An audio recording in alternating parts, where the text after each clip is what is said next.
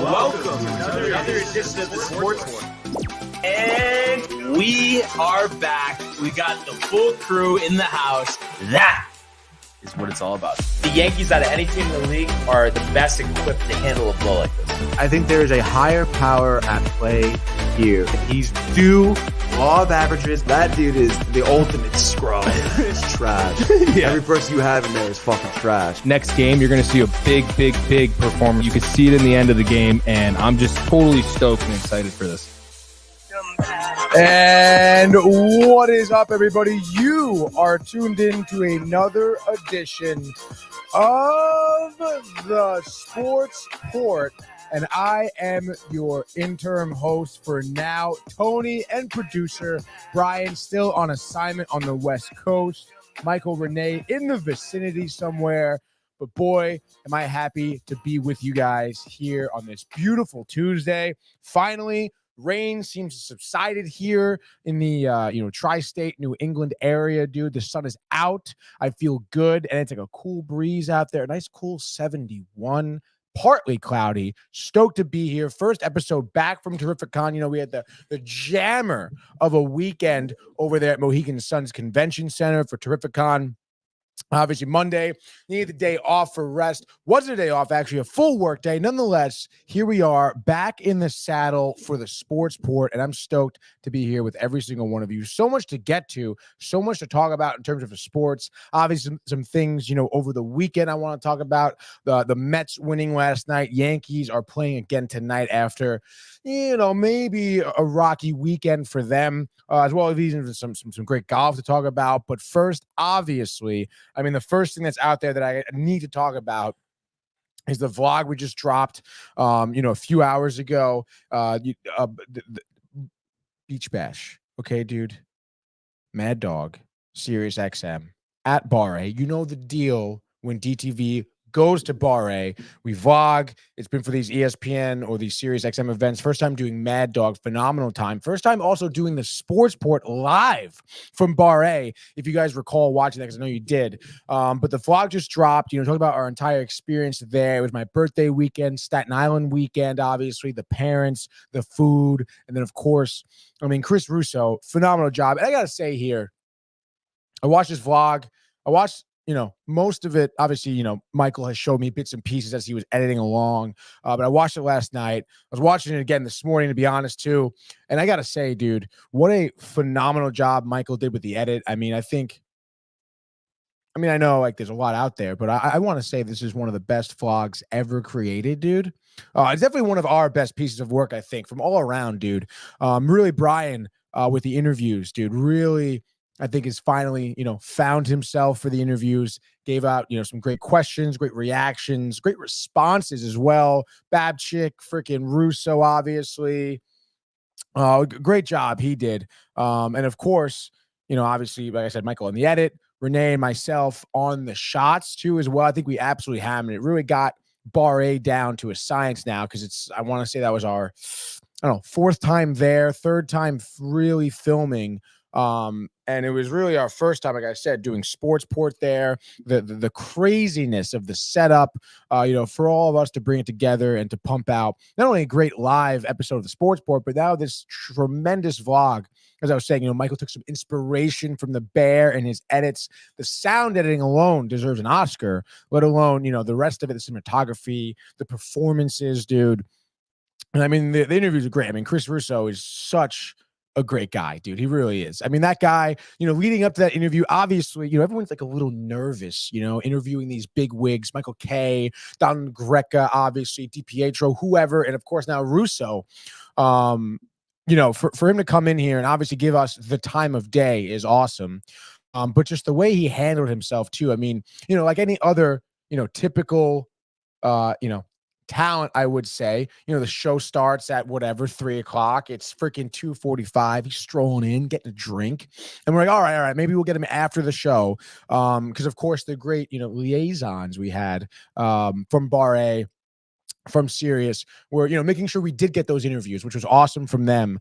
But, like I said, it was 2:50, 10 minutes before showtime. Walk around the corner. All right, let's do this. Yep. No, let's get it over with now. Yep. Which was, again, like cool, calm, professional, hammered the interview. And like I said, it was very cordial with us. His interaction with his fans too, you could tell even leading up. The guy was walking around, no problem, loving the fans. He's got a great fan base, obviously a tenured career with a lot of accomplishments. So it's great to see that guy be down to earth. And again, just talk to everyone about sports. Brian asking about his golf game. I mean, absolutely hilarious, dude. The guy was great. And of course, Barre, everything about that place was just so freaking sweet that day. Josh B, of course, I could have forget Josh B. I'm sure he's in the comments. We'll get to it in a second. But what a phenomenal job he was to have him, just there, dude. Of course, just having there, helping out, being assertive.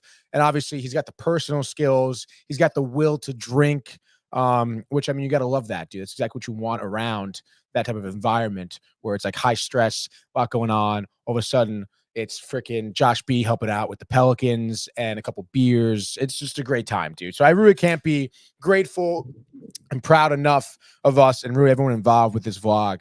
You should really check it out. It's on our YouTube channel. Like I said, just dropped. It's the main video on the channel. You'll see it. If you're a fan of sports or drinking or us or Chris Russo, you're going to have a great time.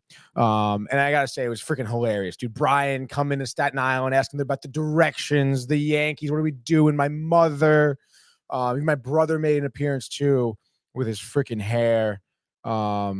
Absolutely stoked that this vlog is out there, dude. I think, like I said, one of our best works. Check it out, dude. And now, of course, I mean, let's get to the people we film for, our fans in the comments, dude. Josh B in the house with a big let's go, baby. He says, what up, great people? Welcome back from Terrificon. Hashtag TCH Sportsport, hashtag DTV. Thank you, Josh B, for the welcome back. And he says, good job, Mets, dude. It's funny. I feel like if Brian was here, probably wouldn't be commenting that. But you know what? There's time for, maybe somewhere else. Jay Bird just coming here. Edit was top notch, dude. Yes, it absolutely was. I mean, just great job. Josh was so good. Was an absolutely amazing day. The birthday shots from Bernie, dude. The birthday shots that even made it in the vlog too. I mean, Bernie, like what a great guy Bernie is. He was there in spirit, buying some birthday shots, dude. It was just so amazing, dude. We definitely felt the love from the fans. Jay Bird, LMAO, he says, the will to drink is a very important skill. We'll be adding that to my resume, dude. I mean, if he's not already there, it's like, what are you doing? People see that, like, what, like avid drinker, like 2017 present. There we go, dude. But yeah, we appreciate all you guys kind of tuning in. And of course, all the support too for Terrificon as well. Again, we don't really stop working here. So I'm sure Michael, the quick turnaround, Michael K, I keep saying Michael K, Chris Russo to Terrificon. And I mean, again, talking about how good the Chris Russo vlog is. I mean, Terrificon, I mean, it was an unbelievable experience. First time for us as a vendor. And we'll talk about it. We're going to do a Binge Buddies episode tonight where we do a kind of a nice little recap of Terrificon, as well as bringing you, all your typical movie and television news. So stay tuned for that. But obviously that was a tremendous experience. First time vendor for us. Again, talk about the absolute shit show of just the setup, the unknowing, the uncertainty of what to expect. First time doing this, and the work, the travel, the equipment. It was pretty crazy, dude. I think we really pulled it out of our ass, to be honest. And of course, if Keith is watching, I'm sure he'll be on Binge Buddies later, but he was our a great fan helper, just like Josh B was, a brother helper, dude, for this past weekend, which was just, again, so amazing to have him by. It really is, like, between him and Josh B, it's like a 1-2 punch of just freaking willingness to drink and help out. So really, that's so stoked, dude. So be tuned for that, and stay tuned for that vlog. Like I said, some big names that we interviewed. Brian O'Halloran, you guys probably don't know who he is. Michael Rooker, you'll know him when you see him. But it was great, dude. It was awesome. It was such a great experience. And now I'm stoked to be back in the saddle, talking some sports, driving the show. Obviously, it's fucking, let's go. It's Tuesday, all right? It's a new week, fresh shows, no nonsense, dude. It's August 20th. Can't believe that summer's almost over.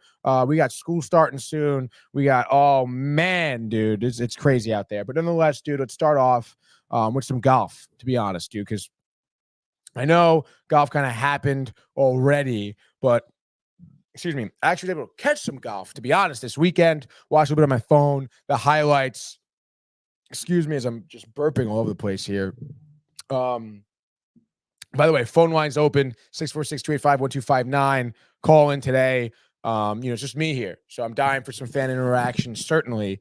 And we can talk whatever sports you want, dude. NFL kickoff is a hot topic. Preseason, NFL coming up, what you think your fantasy draft is going to look like. And of course, baseball, golf, whatever. US Open, I believe. Tennis is happening right now or about to happen.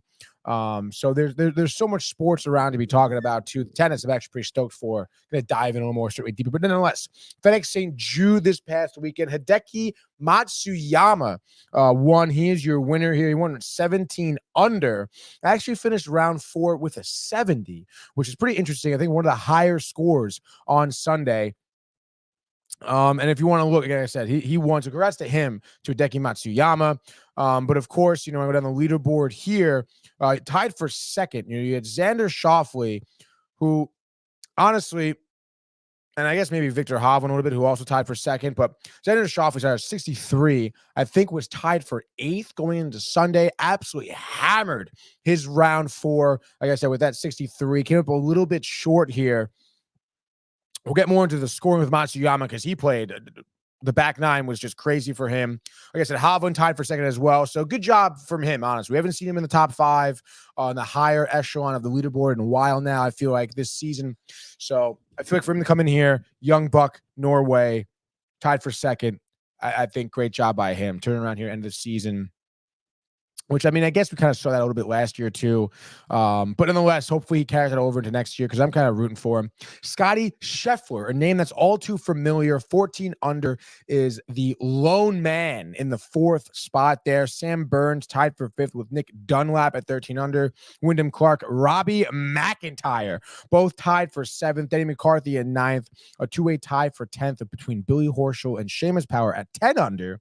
Some notables there, tied for 12th. Ashke Bahatia, Patrick Cantley, Will Zalatoris, all tied for 2nd. Brian's guy, Andrew Rye, the guy who won at Wyndham, tied for 16th. Love that. Tony Finau also in there for 16th. Matt Fitzpatrick tied for 18th. Kyle Morikawa tied for 27th. Tied for 22nd also is Jason Day, who had a couple of nice shots on the course. I think round 3 is when he shot that 65. Justin Rose, the grizzled vet, making his way into the top 25 here at 22nd. And then on the outside looking in, sort of at that point, Byung-Hun An, who's kind of my sleeper. JT Poston tied for 33rd. Aubert tied for 40th. Just to see if there's any notables who either missed the cut. I don't think so, dude. Yeah, Rory there, tied for 68th. Shot a 68, 73, 74, 74. What a loser, dude, that Rory McIlroy is. Having a tough time. Max Homa, just making the cut for the weekend. In there for 70th. I think he started his first round either even or 1 under, whatever it was, dude. But he had a little bit of tough time, too. But back to the winner, Hideki Matsuyama. Now, I noticed, I did say, the 70 in round 4, which is his lowest score. And again, you think about, golf, PGA, a lot of championships are won on Sunday. And he, oh my God, held on by the hair from his chin. 65, 64, 64 was his first 3 rounds, obviously setting him up to be in the lead. But that round 70 was pretty crazy here. Just looking at that 4th round, you want to look at his front 9. His front 9 shot at 34, 1 under, parred every hole except the 8th one. That was the birdie, obviously. So you're 1 under through 9, feeling pretty good, dude. And then things that kind of hair. You par out 10. You birdie on 11, that par 3, which obviously great tee shot, easy putt. Again, that's the par 3s for me, to be honest. Kind of crazy for me, because par 3s personally always tough because it's like a short distance. You got to gauge it. Obviously not using your driver. What are you doing? Sometimes there's like some type of water hazard in the par 3, or it's like a downhill or an uphill, and it's just tough, dude. Nonetheless, dude, birdie's that 2 under. Okay, next hole, bogeys, back to 1 under. Next hole, pars, still in the lead here. In the meantime, though, Xander hammering his round 4. Pressure's coming on. 14 bogeys, back to even. So at that point, you're even, and you're kind of having a tough time. You're on the cusp of keeping this lead. You got to figure out something here. I think he even on 14 hit the water hazard, I want to say, or something like that. But then we have some trouble on 15 too. He double bogeys 15, dude. His first drive was almost 300 yards down the fairway. Love that. Next was, about 150 yards over a water hazard onto the green. But just couldn't handle it, dude. Just was missing some putts, tough chips there around the green, double bogeys there. You're at 2 over. So you're at 15, right? And at this point, I believe Xander was at 15 already. So I think they were tied for first for a quick second. Pars out 16, birdies, back-to-back holes, 16, 17, saves himself from losing here at FedEx St. Jude, ends up with an even par, maintains the 17 under score, which is so important there. Because like I said, Xander on his ass, dude, had a hell of a round here. Again, his front 9, birdies the first hole, birdies the third, back-to-back birdies, 5th and 6th hole, just a 31 on the front 9, back 9, back-to-back birdies on 12 and 13, birdies 16. Unfortunately, though, does par out 17 and 18. Needed literally one more birdie, or I guess really 2 more birdies, excuse me. So it just wasn't enough for Xander as he ends up with the 15 under. And you think of that, those last like 4 or 5 holes for Hideki was crazy, dude. It made for some great golf. Felt like a championship to me. And O'Brien, last week, no juice. Well, the round 4 gave me some juice for sure. And it was, I think, some great golf, dude. So congrats to Hideki Matsuyama. And just, you want to look at his player card a little bit here. So far, 10 career wins. This year, pretty solid. He's had 2 wins this year, the Genesis, and now obviously St. Jude here.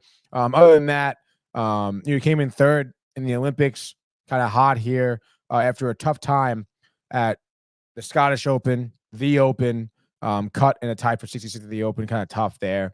But hey, man, what a way to turn around for Hideki. Hang in there. So congrats to him, the 32-year-old from Japan. Love that, dude. Great guy, it seems like, anyway. But that was enough for the golf, dude. A couple comments here. Just one. Tommy Donovan. Hey, fam. What is up, Tommy? Thanks for tuning in, bud. Really appreciate it here on this Tuesday.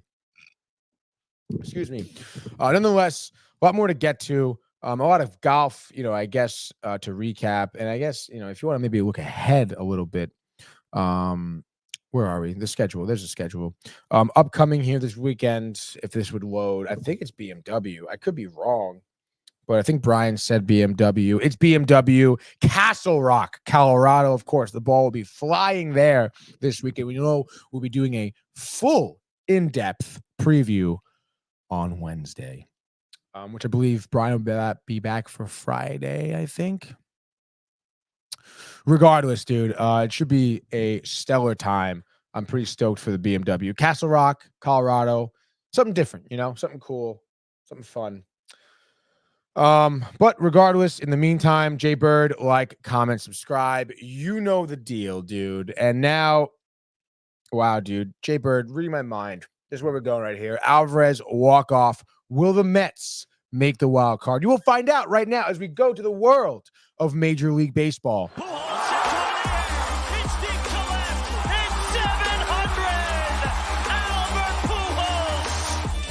What a play! Stop it! Yep.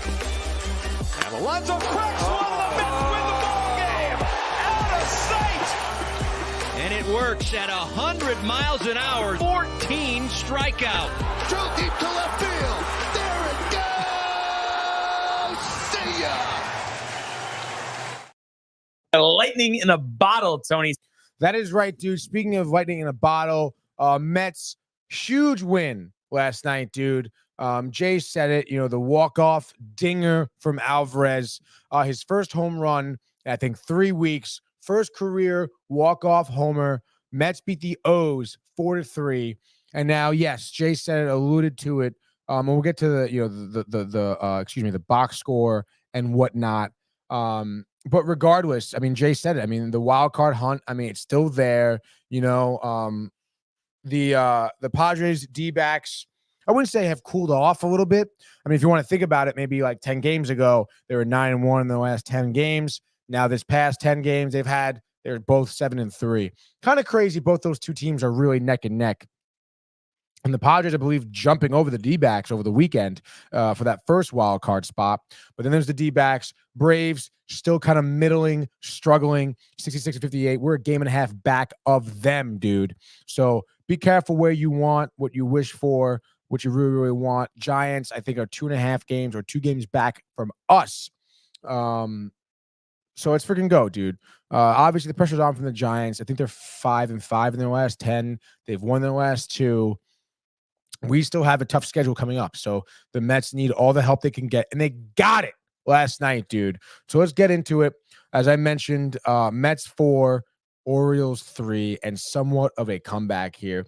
David Peterson got the start last night. And I mean, Peterson has been a very interesting pitcher so far for the Mets this year. Has the lowest ERA in the rotation. I think one of the better records as well. I think he is 10-3, I believe. Let's pull up his stats real quick, though. He's 7-1, a 3 ERA here. He has one of the lowest whips, I believe, or the highest whips, excuse me. Nonetheless, though, killing it, and regardless, Peterson gets dubs for the Mets, which is great. He's a great lefty here. That sinker has been working really well for him all year long. And it's very interesting here. Because, I mean, again, you look at this final line, 7 innings, 6 hits, 3 runs, 2 of them being earned runs, which I'm curious why they're scored like that, which we'll get to in a minute. Only 1 walk, control hammered, 8 Ks for him, gave up that 1 home run. But nonetheless, I mean, obviously, you know, you're against the Orioles, you're giving up only 3 runs. I mean, I'll fucking take that. All right. So I don't blame him for anything, even though he was the reason why we gave up 3 runs. But we'll get into it here. David Peterson, speaking of the 1 walk that he had, it was the first batter of the entire game. So, which I think was the first time he did that all year long. And you think about Peterson's, history with the Mets, control has always been an issue. Leadoff walks was like his middle name for a while, dude. But nonetheless, that, leadoff walk is, erased anyway because he gets Rutschman to ground out double play. Henderson strikes out. Bang. 3 up, 3 down, first inning. First inning here as we have Rogers pitching for Baltimore. Fuck that guy. Lindor strikes out. Vientos single. He's on first. In comes J.D. Martinez. He hits, I believe it was his 36th career home run against the Orioles. Makes it 2-0 real quick. Martinez, great job. By the way, we had Marte back in the lineup, so we'll talk about that a little bit as well. He had a couple base hits, a stolen bag, but nonetheless, 2-0 of the first inning. Top second, Peterson maintains those poise, baby. 2 groundouts and a strikeout. 3 up, 3 down again through the second. So he retires his first 6 batters. I guess technically his first walk. Whatever, dude. Whatever. Let's fast forward now to where things get a little dicey, actually, for the O's, where it looks like this Mets offense could get out of hand. Bottom of the 4th here. Alonso, leadoff double. Okay, Marte bunts the pitcher, almost beats out the bunt, I believe. Alonso gets pushed to 3rd. All right, you love that bunt, dude. Great call by Mendoza. Iglesias up here, strikes out swinging. Alvarez walks. Runners at the corners. Taylor up at the plate, change up, away, barrel, ropes it to left. RBI single. Alonso scores right there. It's 3-0. Bader lines out, ends the inning nonetheless. We're here, dude. Next up here, David Peterson strikes out his first batter, top of the 5th, Cowser, bang, Urias, doubles. And now this is where Peterson gets, I think, maybe a little overzealous. Pickoff move to second. Lindor, great positioning, throw, horrible. Urias advances to 3rd on a bad play by Peterson. And it's like, all right, whatever. Runner on 3rd, 1 out. Let's focus on the guy at the plate, okay? He grounds at the 1st. Alonso, hard hit, ground out, right to Alonso, who's playing deep. Runs to first, gets the out at the first base, excuse me. Urias does score. So if Peterson, doesn't throw that stupid pitch to try and pick off Urias, he doesn't go to third. He doesn't go on the ground out. 3-1, just like that. Slater ends up grounding out. Again, the fucking sinker. Anytime you get Peterson, lefty versus righty, throw the sinker. I mean, he's inducing so many ground outs there. So he's been doing a great job. That's why his year has been so great, too. At least in terms of the Mets rotation. So let's fast forward now. Top of the 7th. Some more issues here for Peterson. Mountcastle, leadoff double. We're in trouble. Jimenez, ground out to shortstop. Mountcastle goes to third. Strikes out Cowser. Again, Peterson for his, 8th. That was his 8th strikeout, I think, or his 7th strikeout, actually. That was his 7th strikeout of the day. And I mean, honestly, he fucking balks. All right. He balks and everyone advances. Okay. So just like that, Mountcastle scores on the balk. Because he's at third. So every runner advances, which is tough, dude. And then the balk, I don't know, man. The whole balk thing is tough. It's a rule. What are you going to do? What are you going to do? And I didn't really see a balk, to be honest. I didn't really see a clear balk. But the ump did. He called it. Alvarez seemed upset too. Alvarez almost seemed like he knew he saw the balk as well. So whatever. A balk is a balk is a balk is a balk. It's 3-2, just like that. It's like, all right, whatever, dude. It's just fucking focusing the batter on the plate. Okay? Urias. Next pitch. Sinker. Home run. Gone. 3-3. Lead over. See you later. So that's tough right there. You're kind of thinking, against the Orioles, a team that we desperately need wins as it is. And in a 3-game set against the Orioles, you got to take wins when you can. And it seemed like this one was slipping away. But I got to give Peterson, honestly, some credit here. Jackson Holliday comes up after Urias. And I mean, he fucking attacks this guy right away. I'm not going to lie. It's a 3-pitch at bat. Holliday strikes out swinging on a slider. That was a great backdoor slider too. Started off with a sinker for a strike swinging, then went to a 4-seamer that was fouled off. And then obviously Holliday probably sitting sinker. Peterson throws him a slider, excuse me. So I think, great decision there by Peterson, a guy who doesn't throw a ton of sliders either. It's a lot of sinkers, a lot of changeups, a lot of fastballs. So he pulled that slider really out of his ass to get out of that inning, and I think in other instances in the past, Peterson, that would have been a blow-up spot. Probably would have been like a 5-run inning instead of just a 2-run one. So you got to appreciate that bounce back. And then, of course, Akin comes in for the 7th and 8th of Baltimore, and he's just throwing fucking gas, bro. And it really looked like that this game was either going to go to extras, and the O's are probably going to take it. Because like I said, dude, like, I don't know, this guy Akin out of the bullpen, throwing, 95 for the 4-seamer there. 7th inning, 3 up, 3 down, 2 strikeouts. 8th inning, 3 up, 3 down, 3 strikeouts. They had 5 strikeouts in 2 innings, which is crazy. Buteau comes in the 8th, though, does a great job there. Doesn't give up anything. He walked Henderson, but it doesn't really matter. Rutschman grounds out. Mullen fouled out, and then Anthony Santander popped out.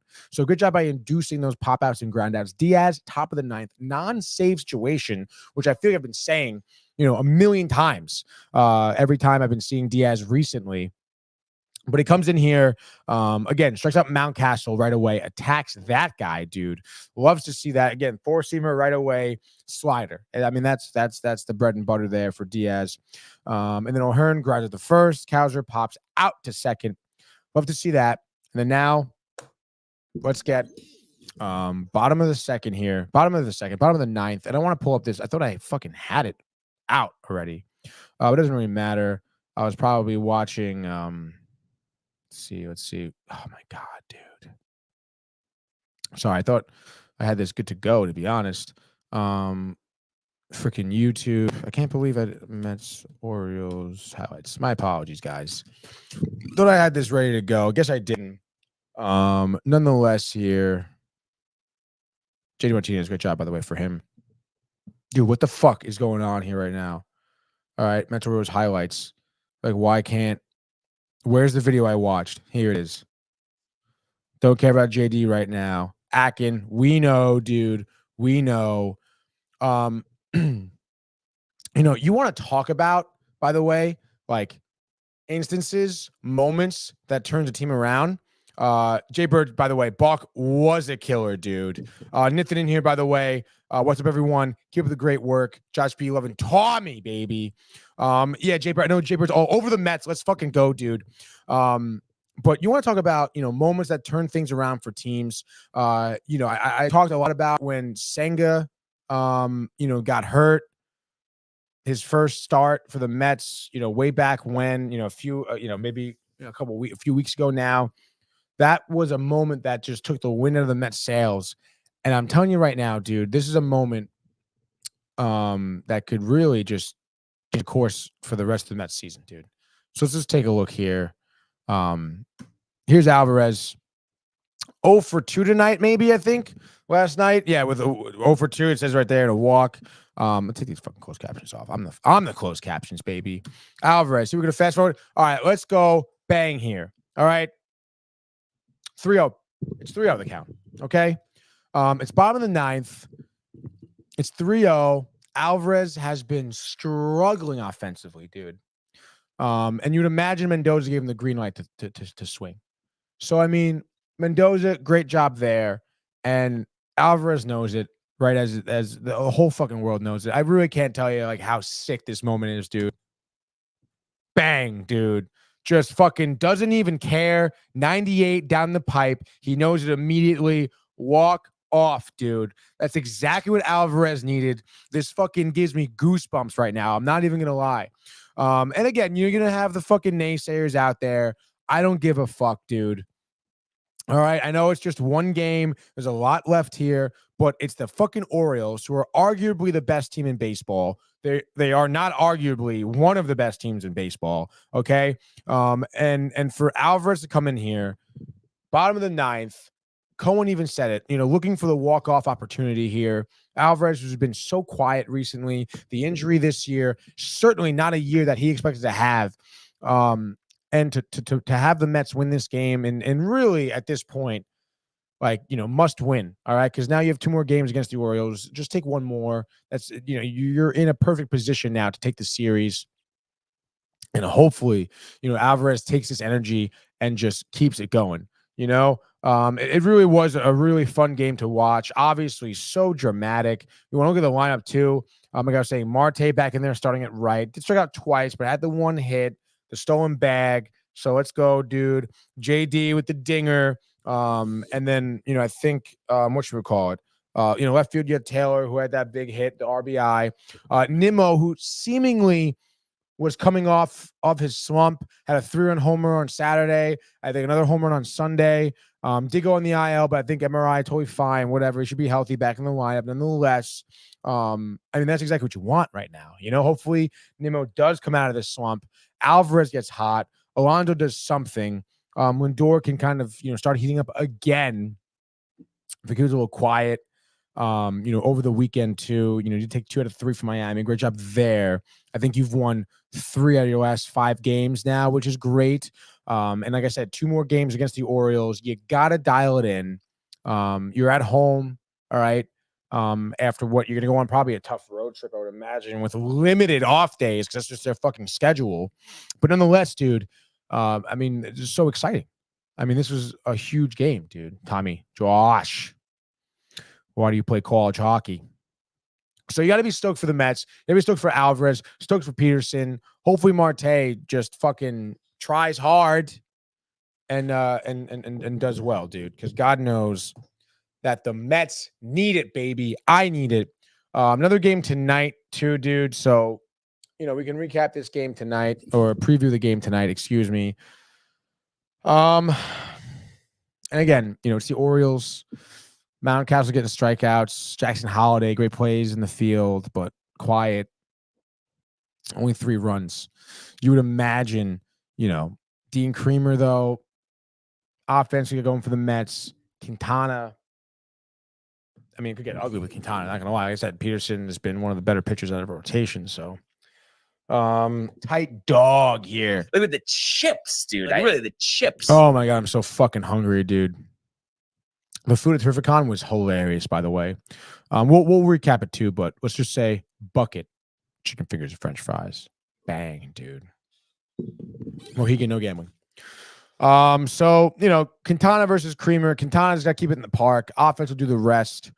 O's. I mean, come on. Like I said, just Quintana, keep it in the park, dude. That's all I ask for. God's sakes, dude. If you could beat the Orioles right here, first of all, you're welcome, Yankees. Okay. Second of all, I think this is your 5 games over 500. I think a lot of people would not put you here right now.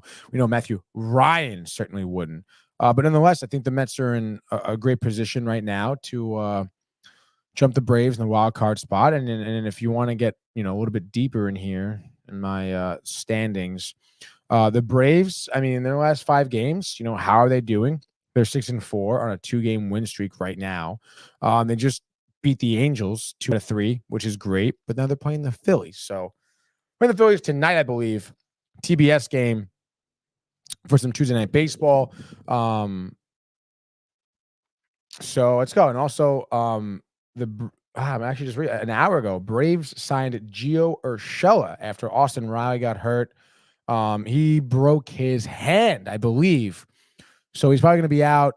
I don't know, broken hand, 2 months, right? So that's going to be the rest of the season, which is a big blow to the Braves, helps the Mets. And the Braves, I feel so bad for them because they've just been absolutely riddled with injuries. So I guess we'll see what happens. Obviously, they still have a great lineup regardless. But Gio Urshela, yikes, Lonnie. So nonetheless, dude. And if you want to, I guess we do have to talk about the Yankees, huh? I mean, honestly, my first thought right now is just go to the frenzy and say, fuck the Yankees. But Josh is here. So I guess I'll talk some Yankees here. Again, Yankees over the weekend. Not great. You dropped 2 out of 3 against Detroit, dude. But that's pretty embarrassing. Little league game.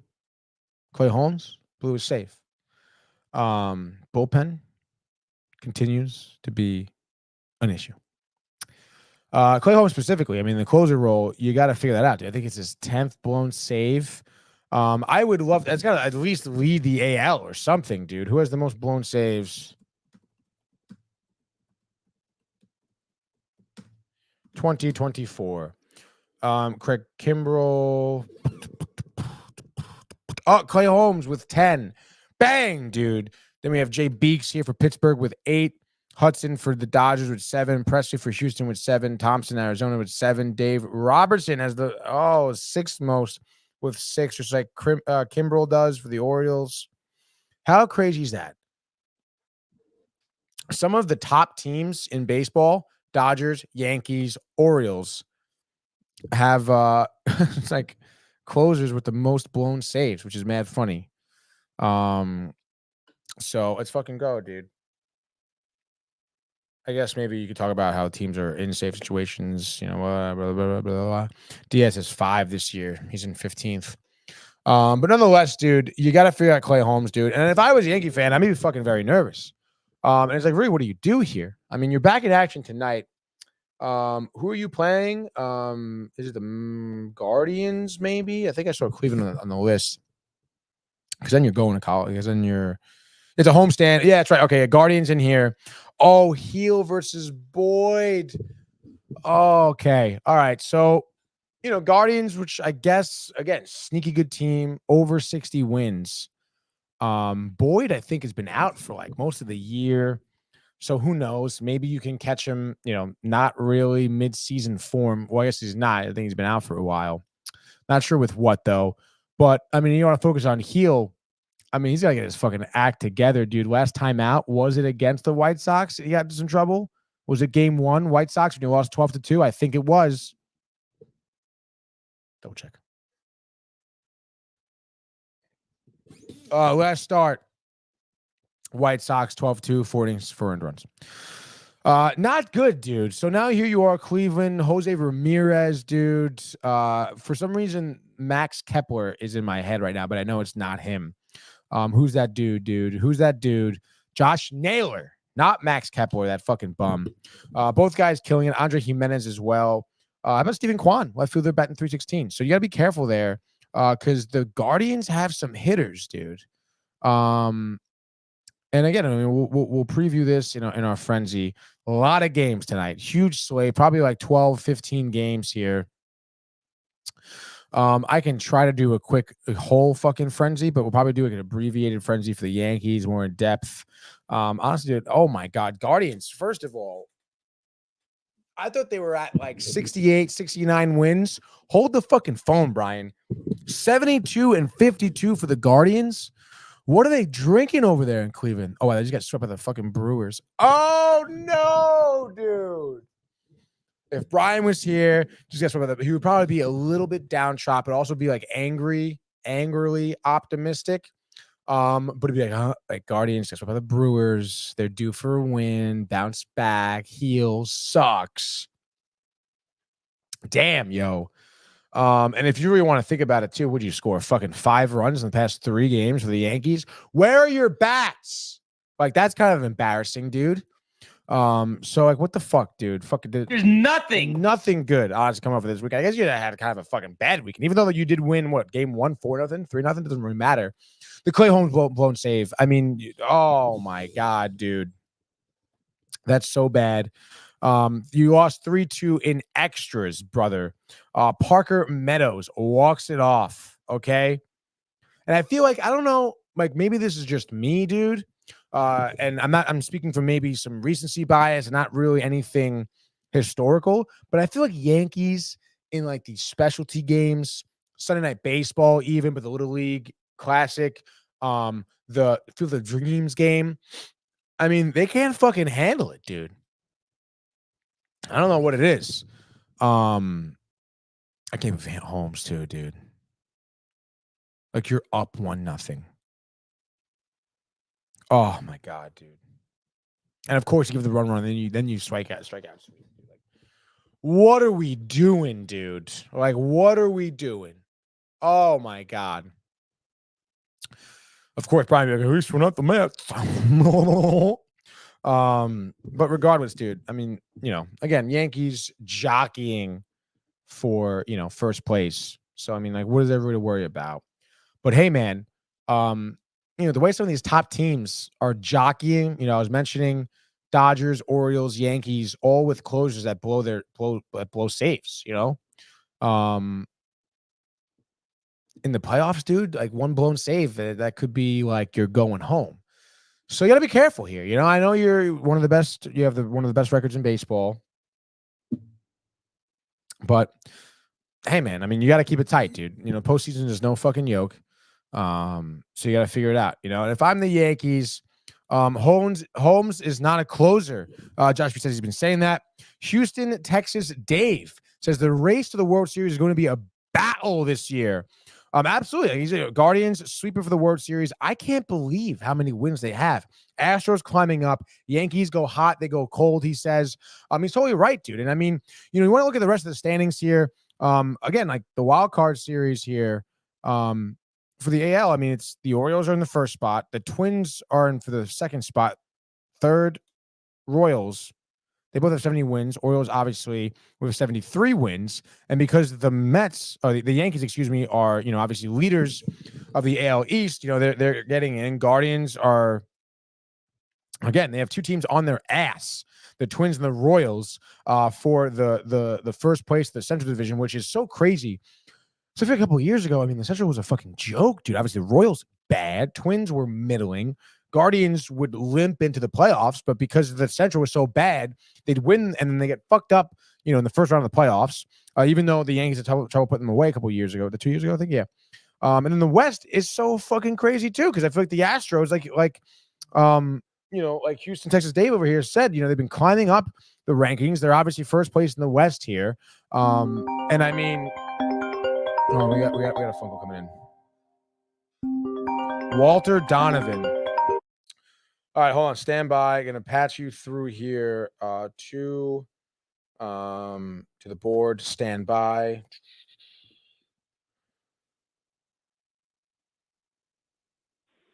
All right, you are live on the sports board. Who is this, and what do you want to talk about? Absolutely, Clay Holmes.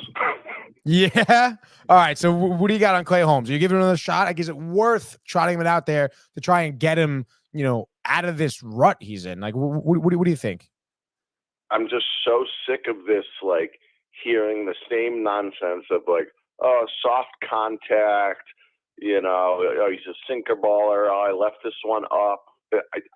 I'm over it. I'm over it.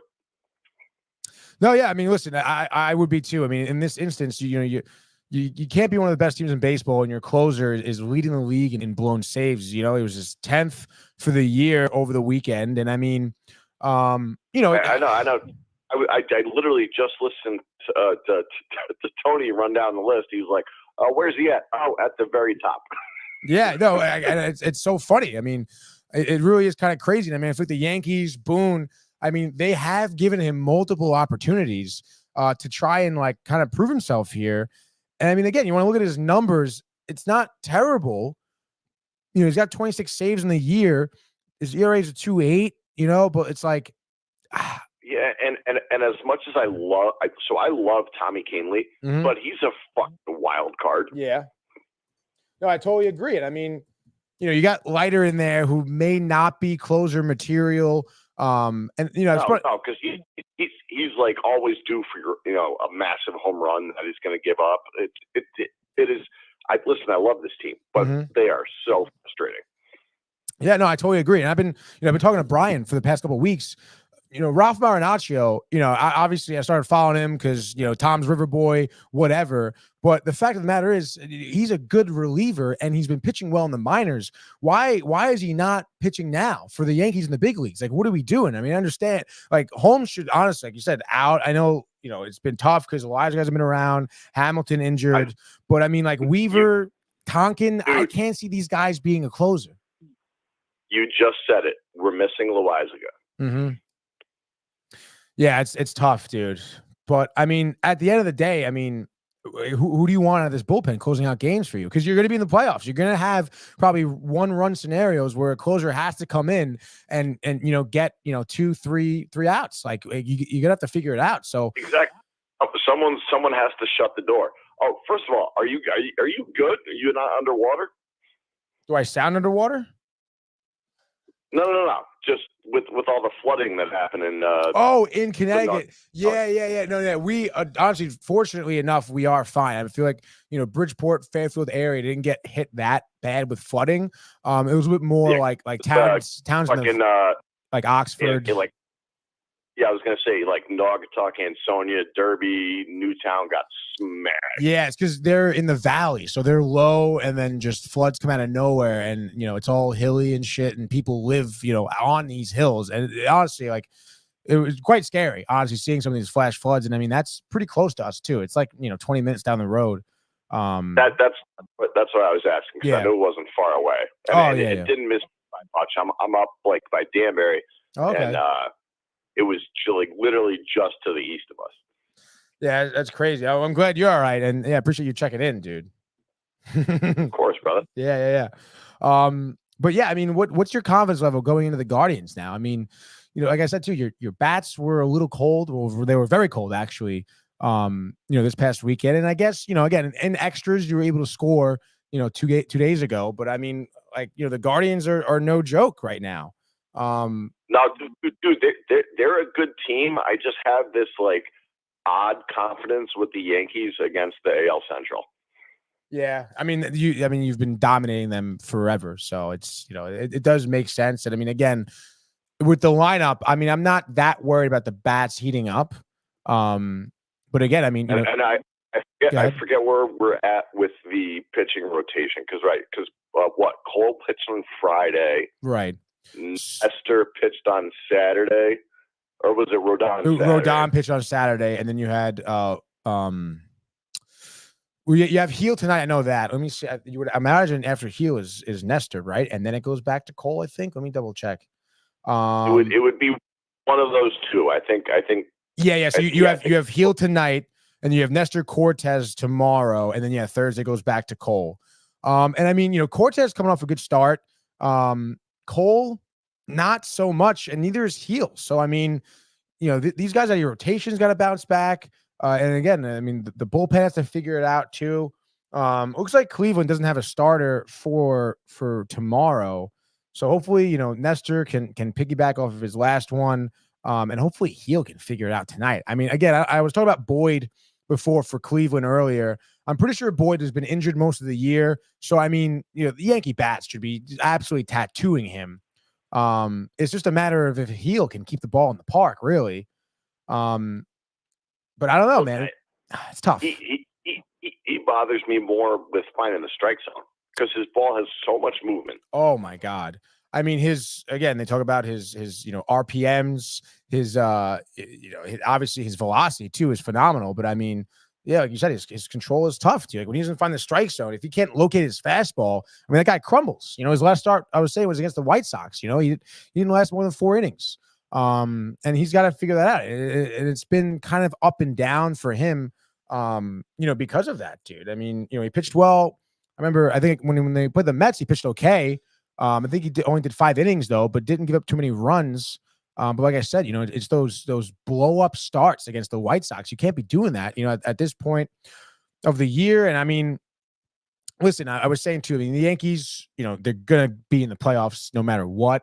But I mean, that's not like, that's kind of, and a lot of people are saying that, the narrative, listen to Michael Kay yesterday. I mean, that's his narrative, but it's like, when it comes to the playoffs, dude, I mean, you need a good bullpen. You're going to need a starter. I mean, we talk about it all the time too, where, even times, you'll see starters getting trotted out to end the games, close out games. I mean, like if I don't have confidence in Heel coming out in the 9th or even Cole, if it needs to at some point, I mean, like it's going to be a short postseason, I think, for the Yankees. So they got to figure out their closing role. But I mean, at the end of the day, I mean, are you giving Holmes and are you giving him any other shots? Are you going to have him now just be a setup guy and try to get some sort of carousel in there for closing position so you can maybe solidify that spot come October? I think exactly what you just said is the carousel. You got to do a little mix match for the next, couple weeks and see, what sticks. So now I'm looking at, the depth chart of the bullpen: Weaver, Canley, Tonkin. Yeah, I guess you can throw Tim Hill in there if you really want to, or even maybe Leiter. Who? Leiter, maybe. Yeah, I would say Leiter too. I mean, out of any of those guys, who would you say would be your closer come the postseason? So I've always been a huge Tommy Canley fan, just because he's an absolute lunatic. He is absolute crazy. I mean, like, talk about someone who pitches with some ferocity, dude, and he's, a veteran. He's got to be like, I don't know, 34, 33 years old. Has been around a while. He's been on the Yankees for, a good portion of his career as well. So he knows what it's like to pitch here. And I mean, looking at his numbers, not bad, 36 games, not a ton. 31 innings pitched here. He's only given up 4 home runs. He has an ERA of a 1.74. Obviously, not a ton of innings. But regardless, I mean, you got to say that probably is your best bet. So I mean, hopefully. And he also, go ahead. He missed a year, and then he pitched in L.A. for a year too, right? Yeah, that's right. Yeah, he pitched in L.A. in 2022. It's 2 years ago. He pitched for L.A. Again, nursing an injury, so it wasn't a ton of pitching, but did well for the Dodgers. I mean, the guy is a good pitcher. So, yeah, I would love to see him, hopefully have some success there in the closing role. I mean, because it's tough, dude. I mean, a lineup that the Yankees have, the season they've been having, it would be tough, dude, that, this bullpen, this closing issue kind of bites them in the ass. Let's say, no, go ahead. As far as the bullpen goes, you also have a guy named Clark Schmidt coming back. That's so right. That'll throw a wrinkle in things. Now, if let's say the Yankees don't ever figure out this closing role, and maybe that does bite them in the ass. Looking back now, I mean, obviously at that point, if you lose, you lose, whatever. But I mean, do you think that at the end of the day, because Brian and I talked about the Yankees going out and getting a good bullpen piece at the deadline, they didn't do that. Like, were you kind of Well, surprised? hang on. Nobody did, Right. except but the Dodgers got Kopech from the White Sox. That was it. Right. But there were really no arms, on the market. It was kind of a stale trade deadline. Yeah, no, I mean, no, it definitely was surprisingly stale. But I mean, there's some good closers out there from middling teams. I mean, obviously Mason Miller comes to mind. I think there's another bullpen guy for the Pirates too, who like throws over 100. So I mean, they had a couple of pieces out there. I mean, I'm not sure obviously what happens behind closed doors here, but I mean, would you have wanted the Yankees to kind of like throw like an offer out there for one of these closers and have that? Because imagine if you did have a Mason Miller right now. I mean, he just pitched, not too long ago against the Mets, and I mean, he was just fanning batters left and right. There was just nothing you could do about it. I mean, the guy is great. I mean, do you like? Would you have rather the Yankees really push for a closer? Well, and I'm sure you'll agree with me on this. The weirdest thing about the Major League Baseball is that you cannot trade draft picks. Mm-hmm. You can only trade players. Right. So it's all about what you're willing to give up In the farm system specifically. And then of course, for someone like Mason Miller, you're probably giving up a lot, But again, I mean, looking at it right now, I mean, that's one of the things the Yankees are really missing in terms of, I think, winning a World Series is having this closer. I don't know if you agree with that. Well, I think even from watching, as a spectator watching the Mets series against the Mariners the other weekend, look at Castillo and going, as much as I love Volpe, would love to have that guy in the rotation. Oh my God, I know. And honestly, he's had a little bit of an off year. Castillo, obviously, recently has kind of been pitching more so than what we saw last year. But that guy was a huge deadline acquisition, and I know Castillo. I mean, again, Brian would have loved to have Castillo in there.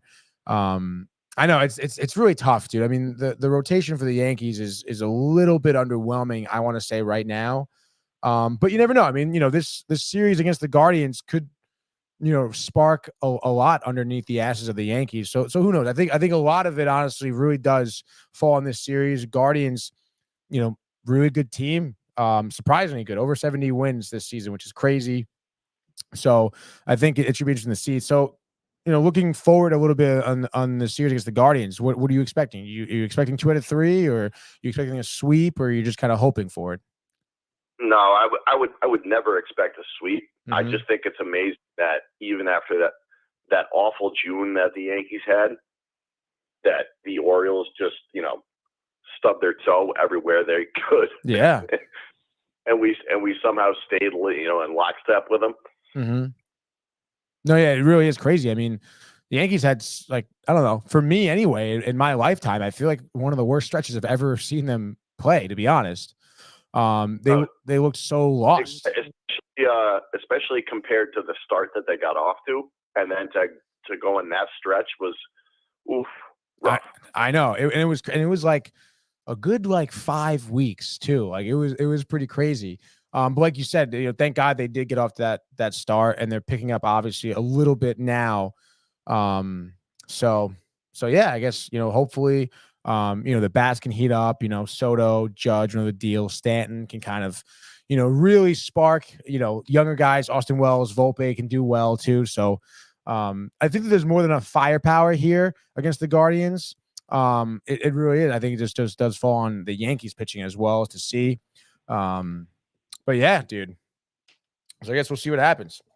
No, you're totally right. You need firepower up and down the lineup. It can't be two guys. Mm-hmm. You can't rely on. Yeah, and I think honestly, the Yankees have done a good job in that. You even see Verdugo getting mixed in there. I don't know what it is between Judge and Verdugo, why they like each other so much. But regardless, when Judge does better, you do see Verdugo doing well too. So I mean, I do think it's a lineup that relies tremendously on each other's chemistry and building off of that. And I think they have a great culture. So again, the offense for me with the Yankees really isn't an issue. But I guess time will tell. This series is pretty huge. We're coming down a stretch here. It's actually kind of sick. for a New York fan because the Yankees jockeying for first place in the AL East and then the Mets jockeying for that wild card spot. I mean, for me, I think this is one of the more exciting years in baseball that I've seen recently. No, dude, I'm totally with you, and we'll always be listening. You put on a great show, and it was a pleasure to talk to you. Dude, I really appreciate you calling in and giving us some time here, and obviously, you know, you're calling whenever you like, dude. All right, be good, brother. All right, you too, man. Peace out. Tommy. Let's freaking go, dude. Oh, hold on. Sorry, I just got this text message. Oh.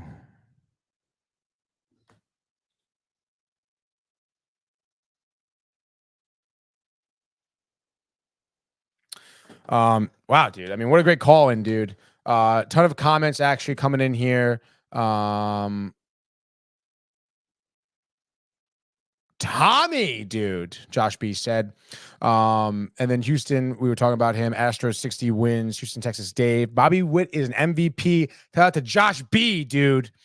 And then let's see. Dave says Kansas City Royals. Bobby Hitt has been hitting everything. Josh Hader, if the Astros is 27 years. 27 saved, excuse me. Which is great, dude. And Josh Hader, talk about like turning your career around. I remember so much when he was obviously with the Brewers. And it was like, yo, dude, this guy's like one of the best closers in baseball. And then goes through that fucking stretch of just not being able to get a save, gets traded to the Padres, middling, finds himself Astros, and I'm so happy that he does, that he did, because it's just great to see that. Josh B, is Judge not hitting everything? Typical Yankee, dude. But yeah, I mean, Judge is leading, I think, in every offensive category, dude. As I dropped my mustache comb, but I caught it with my foot. The Birkenstock, dude. And then Houston, Texas, Dave here. Judge and Witt are both MVPs. Josh B says, I'm not saying Witt can't be AL MVP, but it's Judge. Yeah, I mean, dude, it's really hard to argue that. I mean, just is. Respect for both Judge and Witt. Houston, Texas, Dave in here. The Orioles and the Yankees are battling every day for the division lead. Like, no doubt, dude. And he says, like you said, the race will be a battle this year. Will be very exciting.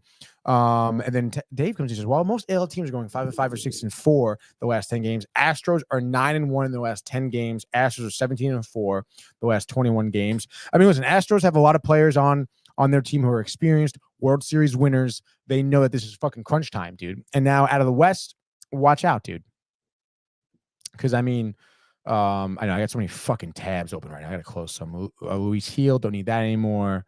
But yeah, the West, dude, I mean, they're 5 games ahead of the Mariners right now. Like, let's fucking go, dude. I mean, the Houston Astros are going to make the playoffs probably. And you never know what's going to happen, dude. You really never know.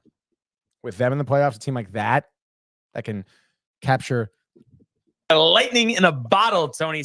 As much as Brian would hate that, it definitely could happen, dude. Nonetheless, though, we're going to move on. Oh, we actually have so many more comments. Kikuchi, it's right, dude, for the fucking Astros has paid off, which is kind of crazy, dude. Because, I mean, you look at his last few starts for Houston here. His first start was 5 2/3, 2 earned runs, but 11 strikeouts, dude.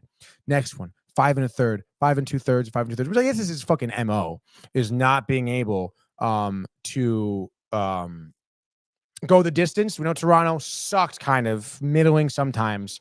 But hey, every start, he's he's got 2 wins as a starter. Every game he has started, the Astros have won. So, I mean, you can't doubt that even though they give a lot for him, too much in my opinion. But hey, another team who, Astros have had some injuries in their pitching, in their bullpen. So, you got to be careful as the comments are just fucking rolling in, bro. Houston, Texas, Dave, I still give the Yankees a good shot. I mean, come on, how do you not? Yankees bats go on vacation during the postseason. Stanton doesn't, though. And imagine Judge would figure it out, even though I think, what was that, the series against the Guardians where he was pretty ice cold? Maybe Soto can change that. I mean, listen, Soto will World Series winner already with the Nationals, which was Crazy. Freaking Zimmerman. All right, W. Postseason pitchers earn their wins. That's a fact, dude. Astros have mixed in new players from AAA to the big leagues this season, plus a few rookie pitchers, too. I'm loving this Astros take. Listen, the cheating thing was crazy, dude. I was working at the MLB Network at the time. The whole, Cora, fucking Hinch, that whole interview, the apology, the nonsense. It wasn't Bregman getting pissed. It was Correa and Bregman getting pissed that people keep talking about the cheating scandal during the following spring training, which, like, what are you, fucking dumb? Of course it's going to be a narrative. Oh, I'm tired of people telling them home. Well, you fucking cheated. And then the whole, Dallas Keuchel coming out. Everyone knew. No one said anything. The fucking trash cans, dude. Altuve with the fucking jersey, the bad tattoo. Didn't want his wife to see it. The nonsense.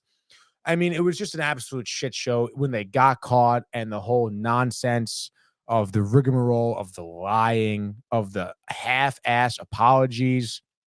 It was probably one of the crazier times, too. And I was so tight because I edited this great video, dude, for the network. All right. It was a sweet in-bump, got treated and everything, ready for air. It was the greatest infielders of the year. And of course, Correa was in there, and there was this dope shot that ended with him where he's a fucking boom, dude. And I made it, and it got done, and it was like, yo, it's going to be on air. Great job. And then the cheating scandal was like, yo, man, we can't air your video now because you got Correa in your video. So fuck that guy, dude. Texas over here. Don't sleep on the Phillies. My NL favorite. You obviously they've had a tremendous year. Zach Wheeler, the one that got away. Zach. They're good. Harper, Turner. They are good, dude. Harper does deserve one, I guess. But I kind of like that he was a prick and then he left the Nationals and then they won without him. So F that guy too. My mother, hi fellas, take it easy, Anthony. Sorry, I'm getting pretty worked up. Jay Bird, vacation time for Tony. I wish, dude. Secluded island by myself, compound, jet skis, Victoria's Secret models, root beer. Let's go, dude. Dave over here says it's a black eye on 2017. Oh, yeah, dude. Huge blemish. Oh, but I was getting to, because when they did win the World Series in 2017, Zach Greinke, I fucking love that guy, dude. Got an Astros jersey, Greinke. Let's fucking go, dude. But the tremendous bounce back that they took, Dusty Baker, huge respect for that man. And what a move by the Astros organization to bring him in. But even the way the MLB handled it, they didn't penalize the players, in my opinion, Astros should have been just banned for a year as a team. And just fucking can't do it. I don't know. Dodgers and Phillies in the NL. Dodgers, watch out, though. I mean, they were historically bad in the postseason. They can't really get past the championship series here. And you never know, dude. I mean, I really think that we're gonna see, like we did last year too, like a wild card team in the World Series. To be honest, I mean, the D-backs, the Mets. But no, seriously though, like in terms of the wild card, again, like think about the AL wild card. I mean, it's gonna be the Orioles or the Yankees probably in that wild card spot. Crazy. Twins, Royals, also right behind them. Crazy. Seth Lugo, another pitcher that got away from the Mets, and I can't take it, dude. Love Dusty, Dave says. Glad he got the World Series ring in 2022. Yeah, me too, dude. He definitely deserved it. Like I said, especially during the COVID time, too, for him. He's old as hell. He's got gloves on, the mask on, and he's just like, he reminds me of the actor who played the first base coach in Moneyball. Calm, cool, collected, veteran mentality, takes it easy, the jokes, says it like it is. Great guy with the media. Really, just love Dusty, dude. But nonetheless, Jay Bird, Emmy award-winning network. That is right, dude. Emmy award-winning, dude. Look at the chips, dude. Like, really, the chips. Very good there. Just like that, dude. It's what he's got to do. What she's got to do, dude. Like, you never know when it's going to be up. The one time I welcome a Mets win, Brian says, can you complete the sweep? Well, there's two more here. I'm not gonna lie, Brian. Quintana, I'm really worried for a lot, dude. But nonetheless, I mean, I guess we're gonna find out in this full-on, abbreviated, possibly full-on baseball frenzy, baby. Brian coming in at the right time from the West Coast. What is up, my guy, dude? So let's go around Major League Baseball. We know the deal, okay? It's the O's, it's the Mets, it's in Flushing, the U.S. Open going on across the street. The World's Fair should be back up and running. And Quintana, I mean, oh, God, I mean, again, total lack of confidence in Quintana, to be honest. You just really don't know what you're getting here.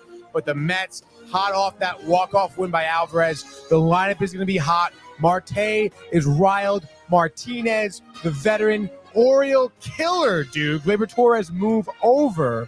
All right. But Quintana's last start against the A's, 4 innings, 4 earned runs. Not good. He gave the fucking grand slam. They lost the fucking game because of him. Blew it, dude. Needs the bounce back win. Very nervous. Over under 8.5. I'm hammering the overs because Quintana is bound to give up some runs. Dean Creamer, too. A tick below a 5 ERA on the season. Probably one of, I want to say, the Orioles rotation's lowly starters. 5-9 in the year.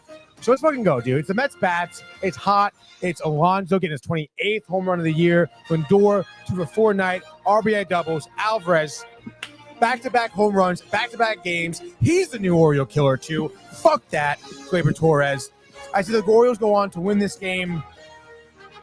Orioles, oh my God, dude. Fuck me. The Mets go on to win this game. I'm going to say it's got to be high scoring. It's got to be like, I don't know, 7-5 maybe. I'm going to say it's going to be Mark Vientos with his walk-off dinger, the Young Bucks, the future of the Mets, getting their licks in now to show you, Brian, who's winning the World Series the next couple of years. So let's fucking go. Give me the Mets and the over, dude. Brian Barnaby, come on, Mets, come on. Let's freaking go, dude. Let's now go across the way. All right, it's the Mets taking on the Guardians in the Bronx here. Boyd, like we said, injuries a lot. Should absolutely get popped. I'm going to hammer the over in this game as well. Heel is a wild card, in my opinion. The White Sox start tough. He needs the command. Will he find it? Possibly. But the Guardians still have good hitters. Stephen Kwan, Josh Naylor, Jose Ramirez. We know the deal. Cleveland here, underdogs here at plus 130. Over under also 8.5, just like the Mets game. I'm going to say give me the Yankees. The theme of the young guys here. Give me Anthony Volpe. Walk off. Grand slam, dude, in the 9th inning. Yankees go on to win this game. I'm going to say 8-5, my guy. 8-6, why not? So give me Yankees in the over. Luis Gil, final line, 6 innings, 4 earned runs, maybe 4 walks, 5 hits, 5 Ks. Tough start, but does get the Yankees a win at this point. Now, third game here across the way. I mean, give me the Phillies. We'll stay in the fucking Northeast, the tri-state area. Why not? Phillies, TBS against the Braves, 7:20 p.m. Gio Urshela, new to the Atlanta Braves here. We know Rye went down, broken hand. Lopez in there. Get this off for the Braves. Solid year from 7-4, 2.06 ERA. Zach Wheeler. Imagine him in the Mets rotation with Seth Lugo, too. It fucking kills me. It really does, guys. He's 12th in the year, though. 2.72 ERA. He's absolutely killing it, dude. Over-under is 8.5. Kind of high. Wait, no, it's not. Over-under is, it is 8.5. Kind of high for my, give me the under here. All right, Phillies minus 135. Obviously, favorites here to start off this 3-game set. Atlanta does lead the Phillies in the regular season 4-2. Both these teams here, winning what? Oh, actually, Braves 3 of the last 5, Phillies 4 of the last 5. Coming off a loss against Washington. Watch out now. They're looking for blood. Kyle Schwarber, maybe his 29th. Probably strikes out a lot too anyway. But regardless, I think Wheeler and Lopez go neck and neck, dude. Maybe some late inning runs being scored here from the bullpen guys here. But nonetheless, both players pretty much going through their starts unscathed here. Give me the Phillies winning this one. Alec Boehm, maybe a bottom or top of the 8th 2-run double. Phillies win 4-2. Phillies in the under. Bang! That's your freaking frenzy. But I'm feeling pretty good. I'm going to rattle off the rest here. Reds, Blue Jays, Spears, Berrios, dude. Fuck the Blue Jays. Give me the Reds. Hammer the Reds and the over. Both those two pitchers suck as well, dude. D-backs, Marlins, Cabrera versus Rodriguez. Rodriguez, new guy. Marlins, I don't know. Could catch lightning in a bottle, and maybe this is me being a little biased because I think the D-backs to lose a little bit here. Give me the Marlins edging out the D-backs 4-3. So Marlins and the under there. Give me a nice dog, dude. Nationals, Rockies. Give me the Nationals. Hers, our guy, Austin Gombers, sucks, dude. I like Hers. He may have a future here in the MLB, and we're not in Colorado. And since Brian Barnaby is such a big fan, C.J. Abrams, bottom of the 9th, walk-off home run. Nationals win 5-4. Nats in the over. Give me the now here. 7:45 p.m. at Busch Stadium. The Cards taking on the Brewers. The Brewers just sweeping somebody off the weekend. I forget who. Actually, I think it was the Guardians. Ha, ha, ha. Frankie Montas from Milwaukee against Eric Fetty for St. Louis. Montas has pitched well recently. So, damn, give me the Brewers actually continuing their 3-game win streak here. Cards suck. Arenado, give me a break. Their organization, I don't think does even deserve to be in the wild card spot. Fetty popped 3 innings, 5 earned runs. Brewers going to win this game 7-3. Brewers and the over. Let's keep it going here. Plenty of games to be left here. I'm losing my fucking voice, dude. The Cubs and Assad, dude, takes on the Tigers and the undecided. Cubs, easy. Both teams, 61 wins here. Tigers, we know their deal from the past weekend. Give me the Cubs. Damn, dude. I guess Bellinger, maybe a 5th inning fucking RBI single. Rah. Cubs close out the Tigers. See, I'll say 3-2. Cubs and the under. Rangers, Pirates, Mitch Keller's Tony fantasy team starter, Mitch Keller. Bradford here, who has not been handed a loss yet. He's 4-0, 3.5. Rangers, watch out, even though there's still 10 games under. The Pirates, though, this is, again, bias. Globe Life Field. Mitch Keller can pitch well there. Full game shutout, Brian, okay? Put your money on that. Few shekels, make a nice payday. Pirates win 3-0. Pirates in the over. Royals taking on the Angels in Kauffman Stadium, Kansas City here. Give me Cole Reagans. I don't know, dude. Anderson sucks. Angels suck. Royals can win. Give me Royals winning 6-5. Why not? Next game up here, 8:10 p.m. Royals, by the way, win 5-4. Royals in the over. Next game, 8:10 p.m. Bang, buddy. We got the Astros and the Red Sox, Minute Maid Park. Astros, Dave, Houston, what's up, Joe? Give you the win with Blanco. They're getting the start. Red Sox have been surprising at some games here, though. I say they get nothing done tonight as the Astros go on to win. I'll say 4-1. Astros and the under. Give me Altuve, my fantasy team. 3-for-4 night with the dinger. Let's go, baby. Padres taking on the Twins. Just 4 games left. 9:40 p.m. at Petco Park. Brian on the West Coast. Is he catching? Probably not, though. Perez pitching against Obear. Padres on the team I need to start losing, but I mean, I just can't see it here. San Diego, minus 105. You kind of want to look at their team, their last 5 games. They won 3 of the last 5. Won their first game against Minnesota yesterday, 5-3. And I say they run it back. Manny Machado gets his 20th home run of the year. In the 6th inning, Padres hold off here. They win by the same score, 5-3. So Padres and the over again. Next game here, just 3 left. Going to Oakland at the Coliseum. A's taking on the Rays. It'll be Boz getting the start here, who pitched well against the Mets. Fuck Boz. Fuck his stats, too, who pitched well against the Mets. Fuck both these teams. Fuck that. Oakland plus 105 here. Give me the Rays, though. I don't even know. Don't even care, honestly. Tickets as low as $14. Give me the fucking toilet bowl. Rays. Boz pitches well. Maybe 6 shutout innings. Can't go the 7th, though. Pitch count too high, over 100 pitches. Rays hold on to win 2-0. A's suck. Rays under. Let's go. Next game. MLB Network, 9:45 p.m. here. White Sox on the Giants. Oracle Park. Will Brian be there? Probably not on the West Coast there. Robbie Ray for the fucking Giants. White Sox suck. I don't care. Conforto, 3 home runs tonight. Fuck off, dude. Giants win 7-2. Giants in the over. Next game, last game, final game, 10 p.m. here. Mariners against LA, Dodger Stadium. Dodger Stadium, somewhere Brian wants to visit. He's in the West Coast. He's going to see it. Probably not, dude. Walker Buehler on the pitcher's mound here against Bryce Miller. Two great pitchers. I'm going to say Dodgers lose this one. Maybe a little bit of an off night for their offense. Bryce Miller, we know, can pitch really well. Miller, 7 innings, no run ball, does not go out there for the 8th. Mariners close it out. Mariners win. I'll say 4-1. Mariners and the under. And that'll do it for your full-on, abbreviated full-on MLB Frenzy. Bang, baby. God damn, I'm fucking tired. Out of breath, thirsty. Let's see what we got going on here. I know Brian Barnaby, Mets, Josh B recorded. I know, dude. It's tough, dude. There was a lot going on there. Dave says, Houston, let's go Mets, baby. Josh B, oh boy, here we go. Brian, Mets will sign Glaber. It's obviously nonsense. Okay, no one knows that. Wow, look at Dave coming here. No hitter for the Mets tonight. If Quintana throws no hitter, I'll do tomorrow's show without a shirt on. Okay? You can quote me, Josh B. All right? No shirt tomorrow. Quintana, no hitter. No shirt, no hitter. Let's go, dude. Brian Barnaby says Mets taking on the Guardians of the Bronx. Ha ha ha ha. Yes, we did that. Should be a good game. I'm assuming he means the Mets game tonight. He says go Phillies. Josh B. 3 clips today, he says. Laughing his ass off. Brian, ha ha ha.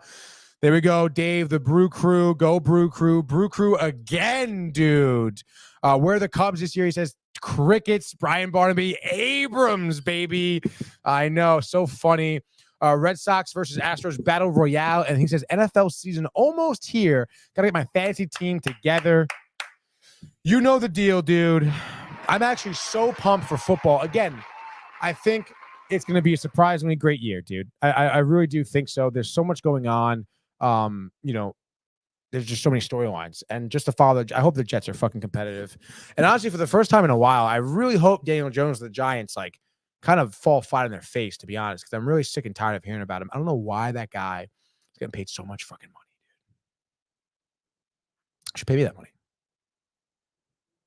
That's what I thought. But yeah, dude, that'll pretty much I think wrap it up here for the sports report, to be honest. I'm losing my voice, I think. Another busy day today. Binge Buddies tonight. Full on, abbreviated, full on, Terrificon recap. Tune in. Let's shoot for maybe 7 o'clock. To be honest, we're shooting like a little short film today, too. So we're just not fucking stopping, dude. But go out there. Have a great time. Jay Bird. I know Jay Bird is hyped for football. I can't wait to watch some games with Jay Bird. Watching him, the Darrell Revis jersey, dude, on. It's going to be sick, dude. Maybe an Aaron Rodgers t-shirt jersey. Who knows? Maybe Jay Bird going out there buying an authentic Rodgers jersey, dude. I feel like Jay Bird's due for a new jersey, dude. Josh B with the Tony, dude. Let's go. Wow, let's go, Dave. Jets over Giants. Brian Barnaby, great stuff. Tony, thanks, guys. Really appreciate everyone who really tuned in here. Like I said, be on the lookout for Binge Buddies tonight, 7, 8 o'clock. Hopefully we can go as early as we can. I like to have an earlier night. Obviously, I'd like to also catch, some of the Mets game as well. Dave, cheers. Tony, cheers. Dave, where's my drink? Right here, baby. Yeti, almost empty, okay? It's not even noon. I'll wait for the sip right after the show. Just do the fucking close out, dude.